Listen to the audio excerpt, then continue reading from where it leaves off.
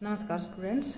आज हम बीए द्वितीय वर्ष के चतुर्थ सेमेस्टर में संकलित ईदगाह कहानी का जो लेखक है प्रेमचंद, उसका जीवन परिचय कर लेते हैं।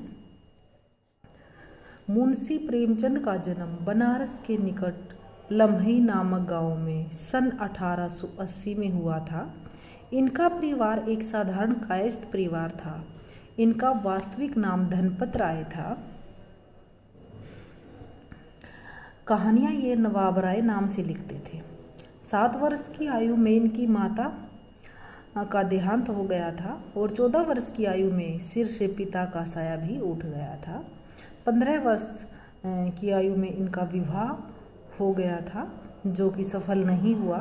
बाद में इन्होंने शिवरानी देवी से बाल विधवा, जो कि एक बाल विधवा थी, उससे शादी की, जिससे कि 3 बच्चों की प्राप्ति हुई, जिनका नाम श्रीपत राय, अमृत राय और कमला देवी थे।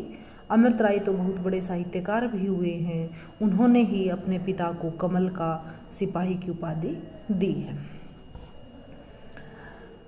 16 वर्ष की आयु में ही इन्हें अध्यापक की नौकरी करनी पड़ी। नौकरी के दौरान वे डिप्टी इंस्पेक्टर के पद पर पहुंचे। वे स्वभाव से स्वाभिमानी और देशभक्त थे, इसलिए इन्होंने सन 1920 में नौकरी से त्यागपत्र दे दिया और गांधी जी के आह्वान पर राष्ट्रीय आंदोलन में कूद पड़े। इन्होंने जीवन भर साहित्य की सेवा की।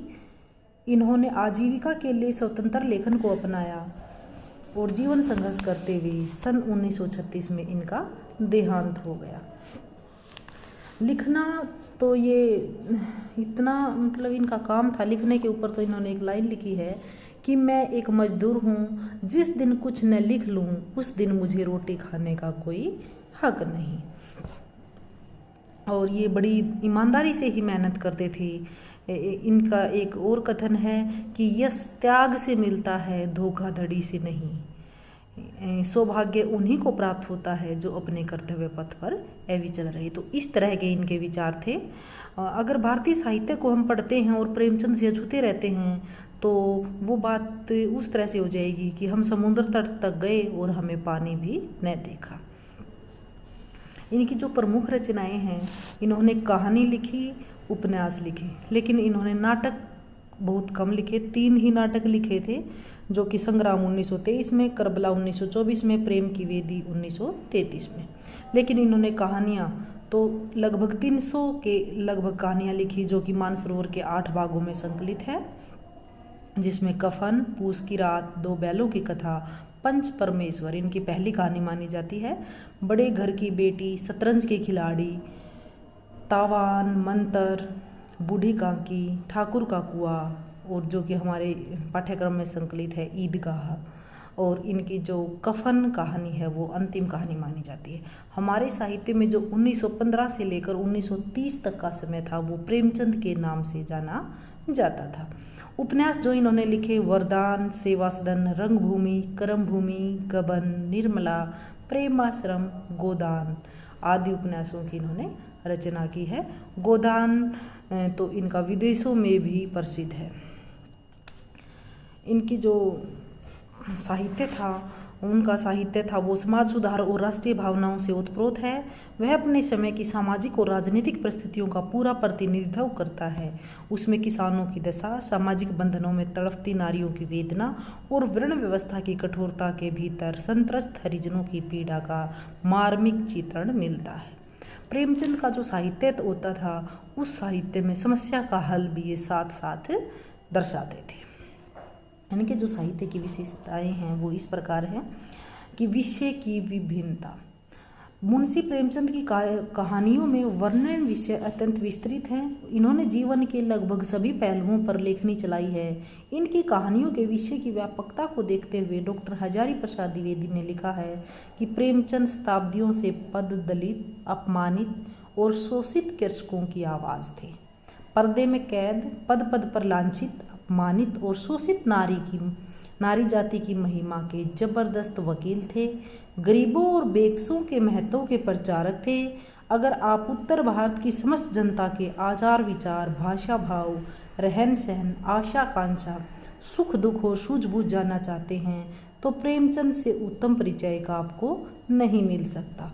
उनकी कहानियों में तत्कालीन समाज के सजीव चित्र देखे जा सकते हैं। उनकी रचनाओं में तत्कालीन इतिहास बोलता है। वे सर्वप्रथम उपन्यासकार थे जिन्होंने उपन्यास साहित्य को तिलस्मी और एआरी से बाहर निकालकर वास्तविक भूमि पर लाकर खड़ा कर दिया। दूसरी जो इनकी विशेषता है वो है गांधीवादी विचारधारा का प्रभाव। मुंशी प्रेमचंद के संपूर्ण साहित्य पर गांधीवादी विचारधारा का प्रभाव स्पष्ट रूप से देखा जाता है। इस विषय में प्रेमचंद जी स्वयं लिखते हैं कि मैं दुनिया में महात्मा गांधी को सबसे बड़ा मानता हूँ। उनका उद्देश्य भी यही है कि मजदूर और काश्तकार सुखी हों। और प्रेमचंद जी का जो लक्ष्य था वो भी यही था। नेक्स्ट है मानव स्वभाव का विश्लेषण। मुंशी प्रेमचंद ने अपनी कहानियों में जहां अपने पात्रों के बाह्य आकार और रंग रूप का वर्णन किया है, वहां उनके मन का भी सूक्ष्म विवेचन व विश्लेषण किया है। वे मनोवैज्ञानिक दृष्टिकोण से मुक्त कहानी को उत्तम मानते थे। मनोवैज्ञानिक विश्लेषण के विषय में इन्होंने लिखा है कि वर्तमान आख्यायिका मनोवैज्ञानिक विश्लेषण जीवन के यथार्थ और स्वाभाविक चित्रण को अपना ध्येय समझती है। आख्यायिका का अर्थ मानते थे कहानी। चौथी जो इनकी विशेषता है वो है ग्राम्य जीवन के प्रति सहानुभूति, जो कि गोदान में भी अलग से दिखती है। गोदान जो इनका उपन्यास है उसमें शहरी सभ्यता के साथ साथ ग्रामीण सभ्यता भी जुड़ी हुई है, और जो होरी होता है उसमें वो ग्रामीण सभ्यता का प्रतीक है। प्रेमचंद जनजीवन के कथाकार थे। उन्होंने कथा साहित्य को जनजीवन से जोड़ने का महान कार्य किया है। उन्होंने ग्राम्य जीवन के प्रति अपनी विशेष सहानुभूति व्यक्त की है। इन्होंने अपनी कहानियों में गांव के गरीब किसानों, काश्तकारों, मजदूरों, दलितों और पीड़ितों के प्रति विशेष संवेदना दिखाई है। इनके जीवन की भिन्न भिन्न समस्याओं को अभिव्यक्त किया है। नेक्स्ट है पात्र और चरित्र चित्रण।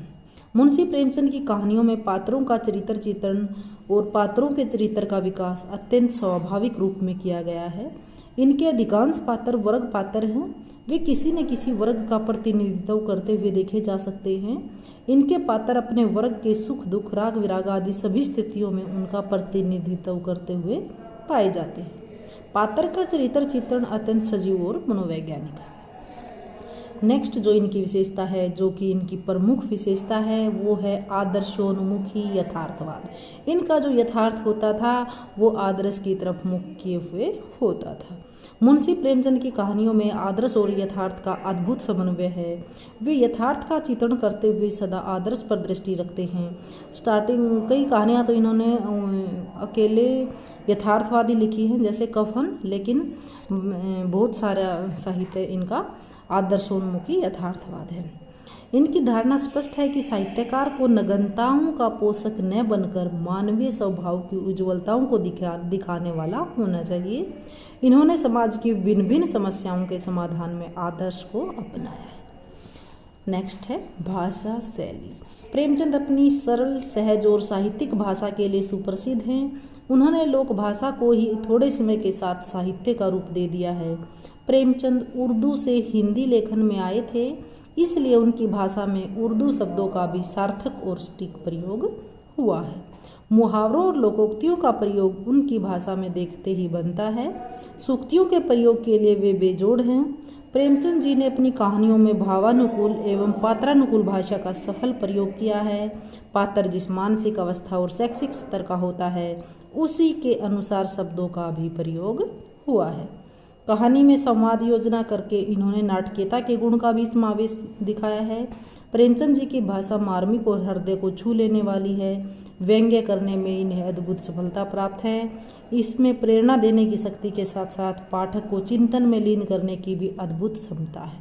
इन गुणों के आधार पर हम इन्हें हिंदी कथा का महान लेखक एवं सम्राट कह सकते हैं। धन्यवाद।